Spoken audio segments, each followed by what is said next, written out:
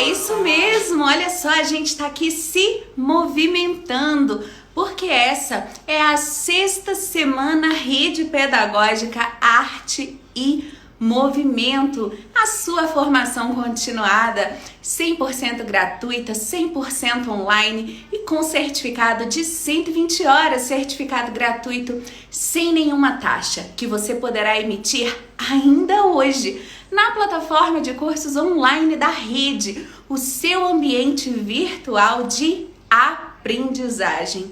Eu já tô começando a ficar tristinha. Hoje é o último dia de programação da nossa formação. Mas a boa notícia é que nós já agendamos e já estão abertas as inscrições para a nossa próxima formação juntos. Sétima semana Rede Pedagógica Alfabetização. Garanta sua vaga em rpead.com.br. Gente, imagina só, uma formação de 120 horas sobre alfabetização. Nós prometemos trazer para vocês as melhores, as maiores referências no assunto. E você pode ajudar-nos a construir essa formação. Mande as suas sugestões aqui no direct, nos comentários, que nós estaremos atentos a todas as orientações de vocês, para que possamos juntos fazer uma formação espetacular, como todas as semanas Rede Pedagógica.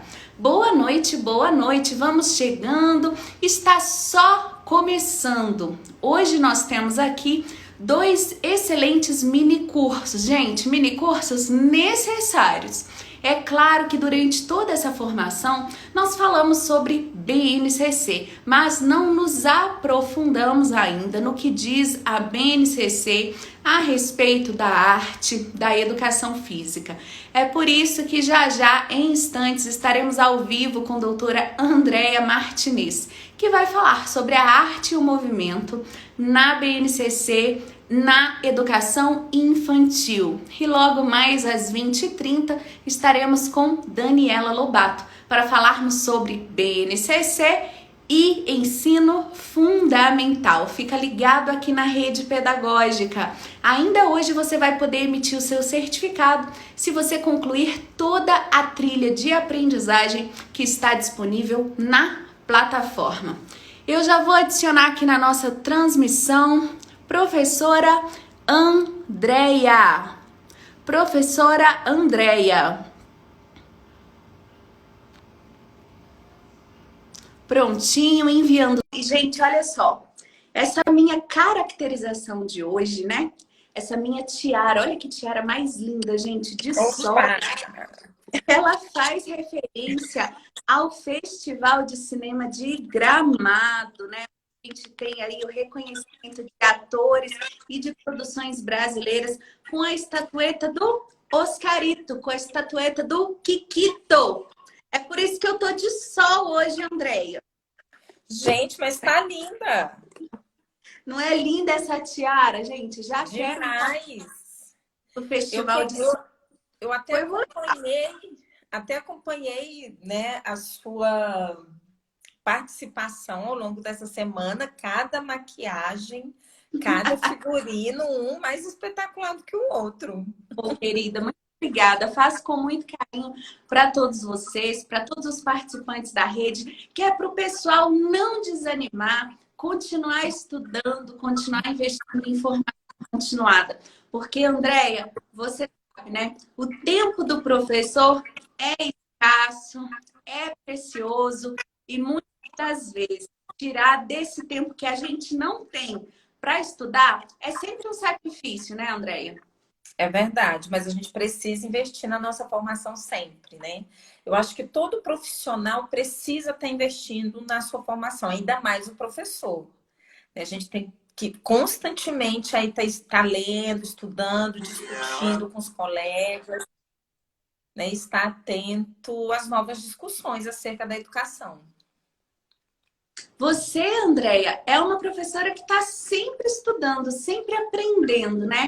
Já é doutora, mas mesmo assim está em constante processo aí de desenvolvimento pessoal e profissional, tem algum segredo, hein, para conciliar tantas coisas? A maternidade, o netinho, não é verdade? Como é que faz, hein? Para tirar tempo para tanta coisa, hein? Não sei. Não sei qual é o segredo. Eu acho que é gostar, né? Gostar do que a gente faz, né? Então, assim, eu gosto muito da minha profissão, eu me sinto realizada em ser professora, de trabalhar com as crianças da primeira infância, né? Com a educação infantil. Então, eu acho que como eu gosto tanto disso que eu faço, eu quero oferecer o melhor às crianças com as quais eu trabalho, né? Independente de estar trabalhando diretamente com elas ou não, né? Porque no momento atual eu não estou trabalhando dentro da escola, né? Independentemente, eu sinto que eu preciso estar sempre me atualizando, buscando aprender cada vez mais, né? Como você falou, eu já tenho um doutorado, mas assim, tem muito, muito, muito que aprender ainda, né? Então, assim, eu preciso continuar estudando também. Olha só, gente. Então, a Andréia é para a gente também uma inspiração para ser educador, continuar investindo aí na sua formação continuada, tanto a título, né, de especialização, mestrado e doutorado, que o professor precisa fazer sim, viu?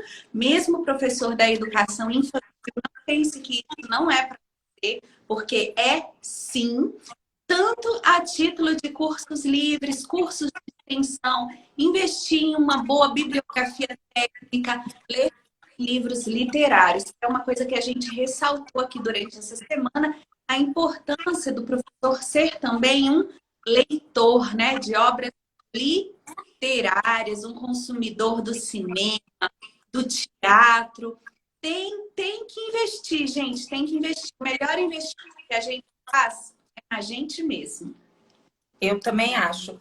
Até porque, como essa semana, né, tem se falado sobre arte, sobre o movimento, eu acho que para a gente trabalhar, vivenciar algo com as crianças, a gente só é capaz de fazer isso se a gente vivencia na nossa própria vida, né? Então, assim, se eu não sou um professor que eu não tenho o hábito de ler, né, de ter o contato com a literatura, com as artes nas suas mais diversas formas, eu vou ter uma certa dificuldade para trabalhar isso com as crianças, né? Então, eu preciso sim oportunizar isso nas atividades que eu tenho que eu vou realizar na minha vida, né? E, Andréia, durante toda essa semana a gente falou da BNCC, mas não nos aprofundamos no que a BNCC traz especificamente no que diz respeito às artes e à educação física para a educação infantil e para o ensino fundamental. Conta pra gente, a BNCC tem esse enfoque? Ela inovou em algum aspecto nesse sentido? Então, a educação infantil, ela tem uma estrutura diferenciada das outras etapas da educação básica. Então, assim, na educação infantil a gente não foca em disciplinas, né? Então, a gente não fala geografia, história, educação física, né? A gente fala dos campos de experiências. E nesses campos de experiências, que são 5, cada um deles vem um conjunto de conhecimentos para que as crianças possam vivenciar. E sempre nessa perspectiva de uma educação integral. Então, assim, eu não falo de caixinhas isoladas, de conhecimentos isolados, né? Então, quando eu falo das artes pensando nessa integralidade da criança. Quando eu falo do corpo, dos gestos, dos movimentos, eu também estou falando em relação a esse desenvolvimento integral das crianças. Então, uma coisa está relacionada à outra, né? Então, a gente tem aí 5 campos de experiências, que foi o que a BNCC trouxe de inovação. Mesmo anteriormente, a BNCC, na educação infantil, a gente não tinha esse enfoque em disciplinas, a gente abordava a questão das linguagens, né? E aí a BNCC trouxe essa inovação de organizar essas linguagens, esses saberes, esses conhecimentos em campos de experiências que são 5, que é o eu, o outro e o nós, o corpo, os gestos e movimentos, traços, sons, cores e formas, fala, pensamento, imaginação e criação, espaços, tempos, quantidades, relações e transformações. Esses 5, né?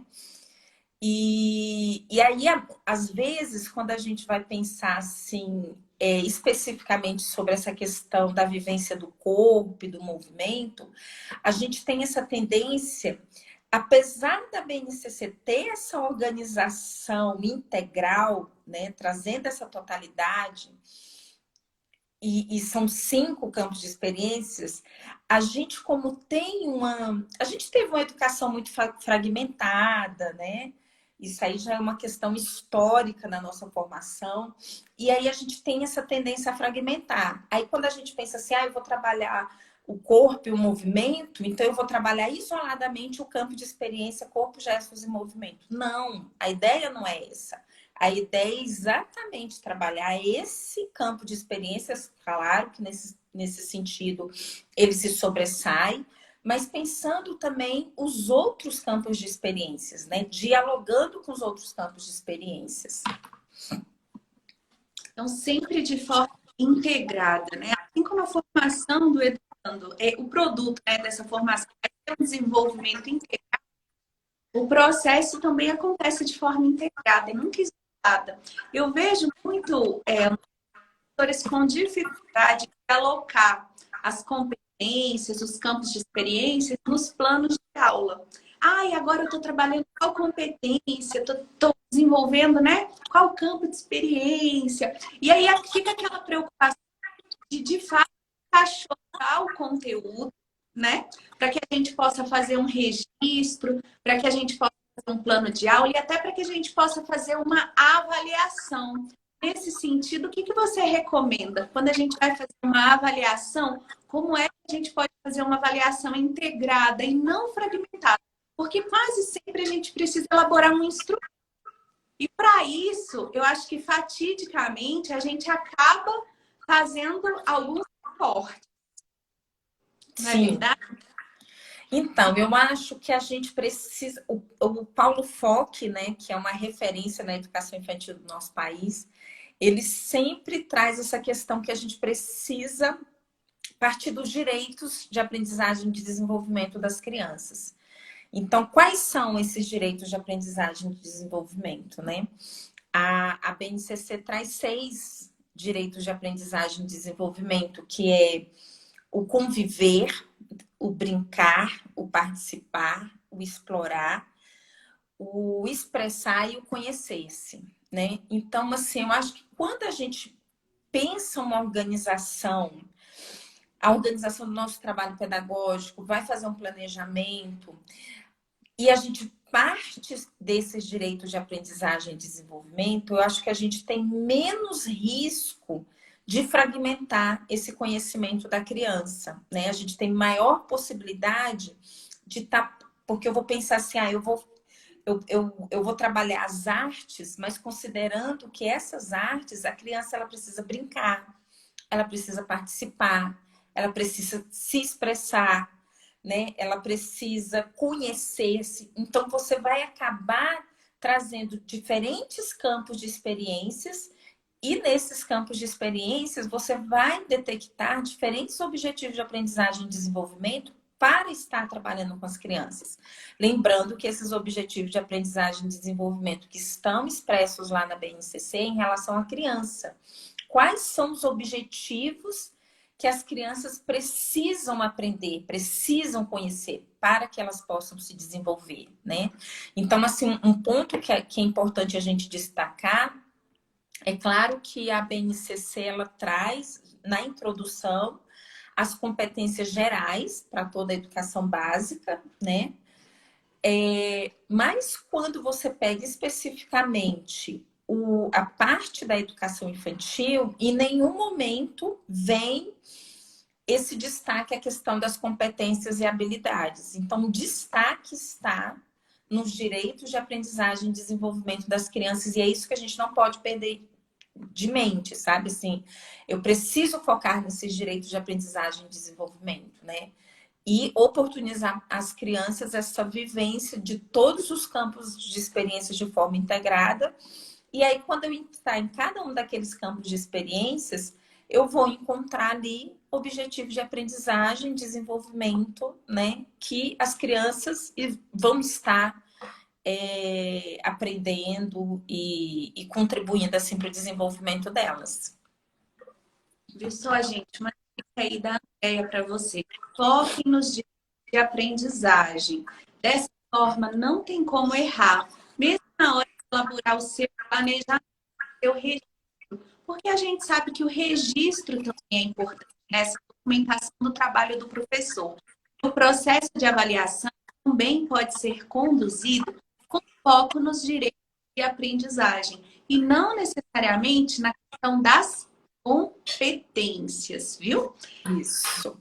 E aprendizagem. E, Andréia, como é que é trabalhar arte com os tchutchucos, os piquititis, né, gente? Os bebezinhos. Que estratégias que você recomenda para o trabalho, para que o professor saia do lugar comum, né? E para que também não subestime a capacidade das crianças nessa fase de desenvolvimento. Então, uma outra inovação também da BNCC foi destacar os grupos etários, né? Porque antes, quando a gente falava da educação infantil, é claro que a gente estava falando de 0 a 5 anos e 11 meses, mas a gente acabava voltando o olhar muito para as crianças da pré-escola, né? Que são as crianças de 4 a 5 anos e 11 meses.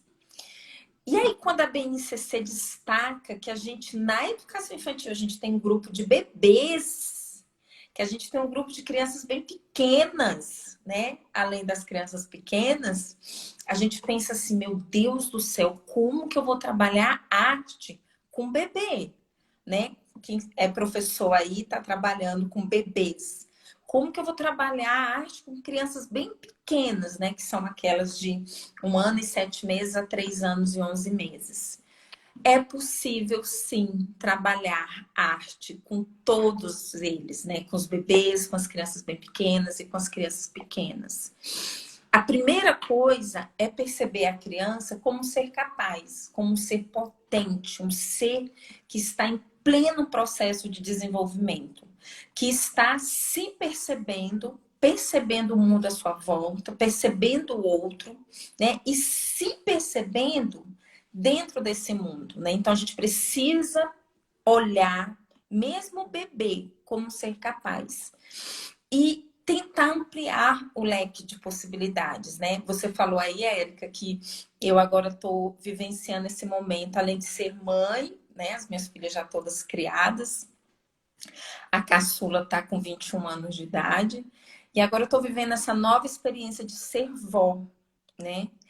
E eu tenho vivenciado muitas coisas em relação à Aurora, né? Por exemplo, a gente tem uma tendência muito grande com bebês, né? E com todas as crianças da primeira infância, de trabalhar com elas, por exemplo, pegando aqui a questão da música, aquelas ditas músicas que são, no nosso olhar, consideradas infantis.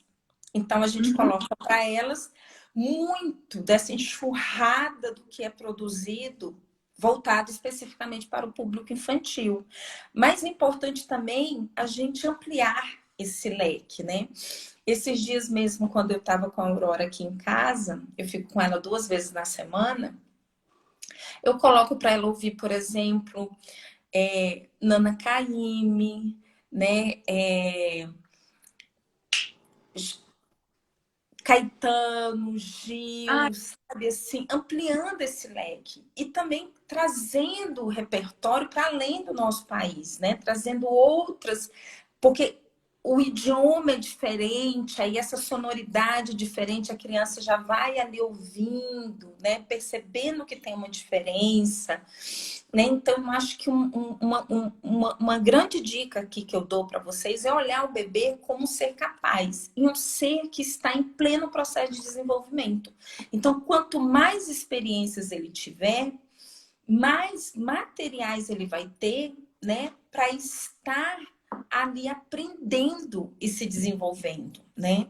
Então, eu acho que a grande questão é essa, de oportunizar, né, diferentes possibilidades para as crianças. E dançar com ela, né?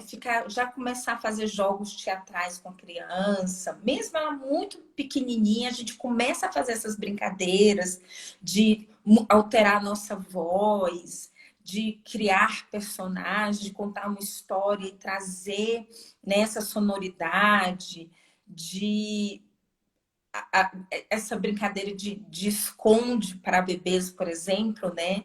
De que você está presente, e isso é fantástico para a criança, né? Essa coisa do esconder e surgir, e as reações que são provocadas, porque o que é a arte, né? A arte, ela lida com esse princípio estético que as diretrizes já trazem, a BNCC traz também. O que é essa vivência estética, né?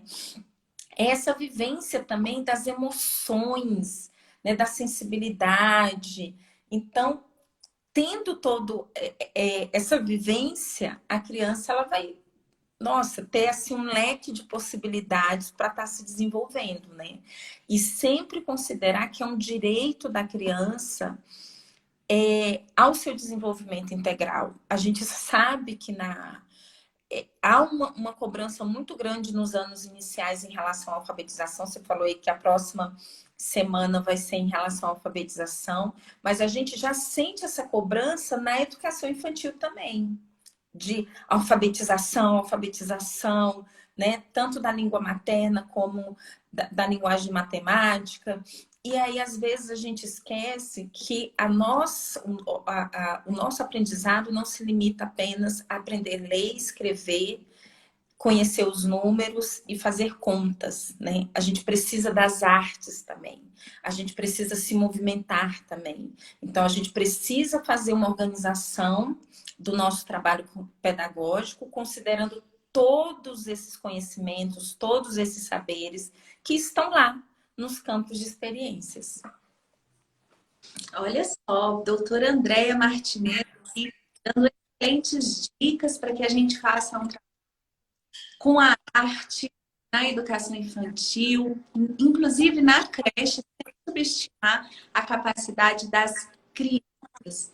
E, Andréia, quando a gente vai trabalhar corpo, movimento, principalmente com os pequenos, nesse caso, tanto na creche como na escola, existe uma preocupação constante com a segurança, com a integridade física das crianças, né? E a gente a todo momento quer protegê-los de qualquer acidente, de qualquer incidente, porque a gente sabe que quando a criança chega em casa machucada, dói no coração da professora, dói no coração da família, às vezes é motivo até para desentendimentos na comunidade escolar, né, a respeito da responsabilidade do professor. Quais são as dicas que você tem para isso? Então, eu falei ainda agorinha em olhar a criança como um ser capaz, né? Isso que você traz, Eric, é muito importante, sabe? Porque a gente precisa ter esse cuidado, né? Que são pontos, assim, essenciais, que já está na nossa diretriz e na BNCC. Essa questão do educar com cuidar. Então, a gente precisa, sim, estar zelando, né? Pela vida das crianças, né? Que elas não se machuquem. Só que, às vezes, a gente tem um cuidado excessivo e a gente acaba limitando as ações da criança, né? Então, a gente, por exemplo, teve um momento que eu estava atuando como... eu estava trabalhando num lugar que eu sei que a gente está falando em rede nacional, né? Em cada município, cada estado é uma realidade diferente, mas eu sou do Distrito Federal. E aqui no Distrito Federal a gente tem coordenações de ensino, né? E aí eu fui visitar um determinado espaço em uma dessas coordenações E aí, quando eu cheguei na sala, aí eu vi tudo em cima, assim, na sala, sabe? Aquela estante suspensa e tudo em cima. E nada, assim, de acesso à manipulação da criança. Aí eu perguntei, eu falei assim, gente, mas por que que tá tudo em cima? Ah, porque a gente tem medo da criança pegar e se machucar. Por exemplo, a tesoura. Eu não posso deixar a tesoura aqui embaixo. A criança vai se machucar. Eu não posso deixar o lápis aqui embaixo, porque ela pode pegar sem eu ver. E aí ela vai e fura a outra criança. Aí eu fiquei assim, gente, mas se não estiver ao alcance delas, elas não vão começar a regular o próprio comportamento delas. A compreender que a tesoura, ela tem um determinado uso e como que se usa nessa tesoura, em quais momentos, em quais situações. Então, assim, é estando exatamente acessível a elas, é que elas vão começar a compreender o uso, a função e regular o comportamento delas, né? E e aí eu falei isso com elas, depois quando eu voltei lá, tava essa organização diferente. Então a gente precisa pensar sobre isso também, né? Sobre os materiais, sobre a organização do espaço, né? Essa de estar acessível à criança. A gente fala muito sobre a autonomia da criança, mas que autonomia é essa que eu regulo os materiais e os espaços o tempo todo. Eu limito o tempo todo isso. E eu não acredito, eu não confio que a criança é capaz de compreender o que eu falo, né? Deixando tudo ao alcance delas, né? Então eu estou tendo uma visão muito limitada. Por exemplo, voltando aqui à minha netinha Aurora. Aqui em casa tem para como o terreno tem um declive, né? Então a casa ela tem uma altura e para você ir para o jardim é mais baixo, então tem uma escada. E, e aí ela tá com 10 meses, né? E aí toda vez que ela chega na escada, ela para e me olha. E ela, tipo, me olha assim, tipo, com um pedido de socorro, né? Falando assim, pô, me ajuda, né? Com o olhar dela, assim, eu já percebo. Aí eu vou e ajudo ela a descer. E a subir, ela sobe sozinha, né? Ela, aos poucos, ela foi conseguindo subir. E eu lembro que nas primeiras vezes que ela começou a subir a escada, ficava todo mundo assim, você é doida, essa criança vai cair. Ela vai... Eu falei assim, gente, eu tô aqui do lado dela, né? Ela precisa tentar. E se eu ficar sempre achando que ela não é capaz, que ela não vai dar conta, que ela vai se machucar, ela não vai perceber os limites do seu próprio corpo. E ela não vai aprender a regular o seu próprio comportamento, né? Então, assim, eu fico olhando a Aurora, que é um bebê de 10 meses de idade, então quando ela percebe que ela consegue subir, mas ela não consegue descer ainda. Então, ela mesma pede para eu ajudá-la, né? Então, assim, às vezes a gente acha que a criança não tem essa consciência, que ela não tem essa percepção, que ela não percebe o seu corpo e o limite do seu corpo, mas ela está percebendo. Olha só, um bebê de 10 meses tem essa percepção de que ela, neste momento, ela não dá conta de descer sozinha. Então, assim, eu acho que a primeira coisa que a gente tem que fazer é criar um espaço em que os objetos estejam acessíveis à criança, um espaço, é claro que, né, um espaço pensado ali para a criança, e é claro que eu tenho que estar atento à criança o tempo todo. É claro que aqui eu estou falando de um bebê que eu estou com ela sozinho. Na escola da infância é diferente, são poucos adultos, né, para um grupo maior de crianças. Mas a gente precisa acreditar, né, que elas entendem o que a gente fala e aos poucos a gente ir organizando esse espaço conforme as possibilidades dela. Uma coisa que eu tenho observado muito na minha filha, a Iane, a mãe da Aurora, é que ela tem pensado o quarto da Aurora com a questão um quarto montessoriano, que é tudo ao alcance da criança, né? Então, as prateleiras são ao alcance da criança, a cama é no chão, os cabides, as roupas estão ali acessíveis para a criança mexer. Ah, a criança vai bagunçar? Vai bagunçar. Porque é assim que ela está aprendendo, né? Que tá ali as gavetas, ela vai abrir a gaveta, ela vai bagunçar nesse primeiro momento, porque ela está descobrindo esses espaços. Ela está se descobrindo, né? E aos poucos ela vai começando a ter consciência de si e do espaço, da organização desse espaço e regular o seu comportamento. Então, a conversa é: confie nas crianças, confie e permitam que elas explorem as suas possibilidades, né? Que eu falei há pouco dos direitos de aprendizagem e de desenvolvimento. Um dos direitos é explorar. Ela precisa explorar. Então, se eu faço todo um lugar que a criança não vai explorar os objetos, não vai explorar o espaço, como é que ela vai estar vivenciando toda as possibilidades do seu corpo? Não, ele está sendo limitado, né? Então, a minha dica é essa: confie no potencial das crianças e estejam de olho nelas. Claro, a gente tem que estar de olho sempre. De forma muito leve, aqui a professora Andréia trouxe para a gente, por meio de exemplos, o conceito de Vygotsky, né? De zona de desenvolvimento proximal, não é verdade? Exatamente. O que é essa zona de desenvolvimento proximal, que algumas pessoas chamam de zona de desenvolvimento iminente, né? Depende do referencial de tradução que você pega. É exatamente aquilo que a criança não consegue fazer sozinha ainda, mas é capaz de fazer com orientação de alguém mais experiente.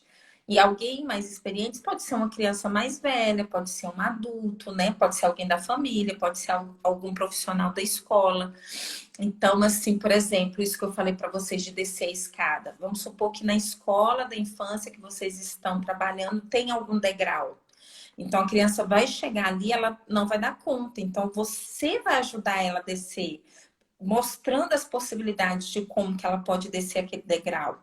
Sentadinha, indo de bundinha, indo de costas, né? Mostrando para ela as possibilidades que ela pode ir tentando, né? Mostrando para ela, ó, aqui, cuidado, né? Aqui você, se você não parar aqui, não descer com cuidado, você pode cair, né? E orientando a criança. Então, assim, é aquilo que a criança ainda não faz sozinha, mas é capaz de fazer com o auxílio de alguém mais experiente. E esse alguém mais experiente pode ser um de nós, os profissionais da educação que atuam na educação infantil. Muito bem. E André, quais são as suas dicas para evitar a dissonância entre a visão da escola e a visão da família? Como que o educador pode estar orientando a própria família em relação ao excesso de cuidado, por exemplo, para que possam trabalhar em conjunto? Então, eu acho que sempre é bom o diálogo, né? Eu tenho falado muito sobre isso, principalmente agora, nesse momento pandêmico, né? Que a gente está vivendo aí e que a gente se viu obrigado a essa realidade de atividades remotas. Então, a gente, mais do que nunca, precisa estabelecer um diálogo e uma parceria com as famílias, né? Então, eu acho que é conversar com a família. Falar assim, olha, nas diretrizes curriculares nacionais traz que a criança é esse ser potente que está em pleno processo de desenvolvimento. E se a gente limita as possibilidades, ela pode levar mais tempo ainda para se desenvolver, ou talvez pode até não desenvolver determinadas áreas do seu desenvolvimento, né? Então, eu acho que é sempre a questão do diálogo e apresentar para a família que tem documentos que nos respaldam, como as diretrizes curriculares nacionais e como a Base Nacional Comum Curricular. A gente não está falando isso de achismo. Ó, eu acho que é assim. Não, eu estou fundamentado em documentos legais. E esses documentos legais falam que a criança ela tem que pular, ela tem que rastejar, ela tem que dar cambalhota, ela tem que trepar em algum lugar, né? Ela tem que saltar. E se eu não permitir que ela vivencie isso, né, eu estou limitando o desenvolvimento dela. Então, eu preciso sim oportunizar a ela essa plenitude do corpo dela, dos movimentos dela, das mais diversas formas, e dos mais diversos contextos, né? Então, pensando também da gente não ficar ali só dentro, né, da sala de referência, levar quando a gente está em atividade presencial, né, claro, e explorar os outros espaços da escola também. E agora, né, que a gente está tendo esse diálogo mais frequente com a família, que a criança, né, assim, eu acredito que muitos municípios e muitos estados ainda não voltaram presencialmente, né, alguns já voltaram, então esses que ainda estão remotamente, de convidar a família a pensar sobre isso, né, pensar quais espaços que a criança pode vivenciar o corpo dela de forma plena. E a gente precisa acreditar nesse potencial da criança, né? Porque é uma. Eu acho que é até instintivo nosso, né? A gente sabe onde que a gente pode ir. Então, quando a gente se vê diante de um perigo, a gente recua. E as crianças também fazem isso. Como esse exemplo que eu trouxe da Aurora, né? Um bebê de 10 meses que se vê diante de uma escada e como uma ação instintiva dela, ela não foi adiante, ela parou, ela recuou. Por quê? Porque ela está se preservando, né? Então, a gente tem essa tendência a se preservar. Então, a gente precisa acreditar que a criança é capaz de se autorregular, né? Regular o seu comportamento. E aí, a gente conversando com a família, a gente vai explicando isso para ela. Eu acho que o essencial é o diálogo, mas um diálogo fundamentado, né? A gente precisa trazer a legislação e precisa também trazer teóricos que discutem a educação infantil no nosso país e até fora do nosso país também. Muito bom. Nós estamos aqui com a doutora Andréia. Estamos conversando sobre a BNCC, Arte e Movimento na Educação Infantil. E, Andréia, eu fixei aqui um comentário, olha, uma mensagem para você. Lê aí essa mensagem da Fabiana. Deixa eu ver. Andréia, quando eu começar a trabalhar como professora, eu gostaria de te conhecer pessoalmente, porque você é uma pessoa incrível. Nossa, obrigada! Que lindo! Viu só, gente? A Andréia vai voltar, sim, muitas outras vezes aqui na rede. Essa nossa transmissão, infelizmente, já está ao final, mas a professora Andréia preparou uma videoaula para vocês, que nós vamos liberar lá no YouTube da Rede Pedagógica. E também vamos liberar, em seguida, videoaula da professora Daniela, que é parceira da Andréia no curso ECC Teoria e Prática. Andréia, convida o pessoal para desse curso para continuar estudando com a gente? Claro. Então, gente, além das nossas participações aqui nas semanas pedagógicas promovidas pela Rede Pedagógica, a gente tem esse curso, eu e a professora Daniela Lobato, que a gente traz essa visão da BNCC de uma forma mais ampla, trazendo diferentes aspectos, diferentes assuntos. Eu com um olhar mais na educação infantil e a Daniela Lobato com um olhar nos anos iniciais do ensino fundamental. Então, se vocês tiverem oportunidade, façam esse curso, que eu tenho certeza que vai contribuir muito para o aprendizado de vocês. Muito bem. E, Andréia, passa também o seu Instagram para que seus fãs aqui, né, da Rede Pedagógica seguir, possam te acompanhar. Claro, então, gente, me segue lá no meu Instagram, Andreia, com I, ponto Martinez, com Z no final, ponto 4. Andreia.martinez.4, me segue lá. E aproveitando que a gente está aqui falando sobre arte, corpo, movimento, na educação infantil, e eu vi que eu acabei falando muito hoje de bebê, talvez deve ser por conta, né, de eu estar vivenciando isso de ser vó. Eu compartilho com vocês esse meu livro aqui, ó, que ele vem falando sobre a musicalidade dos bebês, né? Então, música é uma das artes que a gente tem, e esse livro vem falando justamente sobre essa questão do desenvolvimento da musicalidade dos bebês. Então, eu vou ler o título aqui para vocês: A Musicalidade dos Bebês, Educação e Desenvolvimento. Quando vocês entrarem lá no meu Instagram, na bio, tem lá o link se vocês quiserem baixar gratuitamente o livro. E quem quiser ter o livro físico, né? Tem gente que gosta, né, de riscar. Eu amo riscar livro, né? Marcar a página.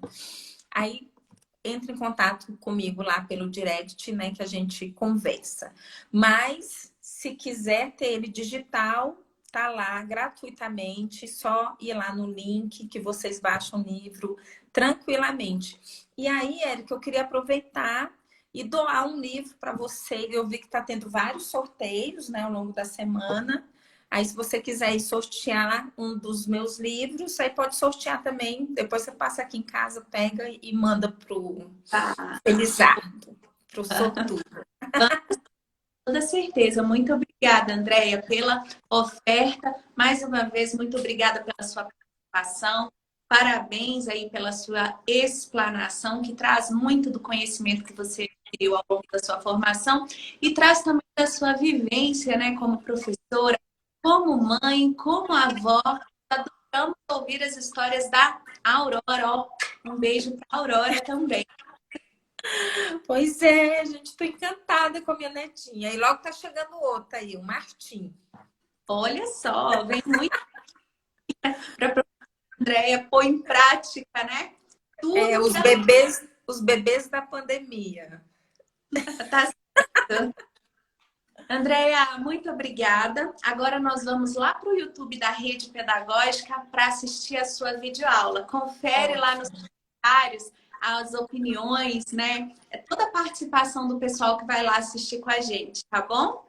Tá joia. Gente, um abraço. Foi ótimo estar aqui conversando com vocês. Até a próxima.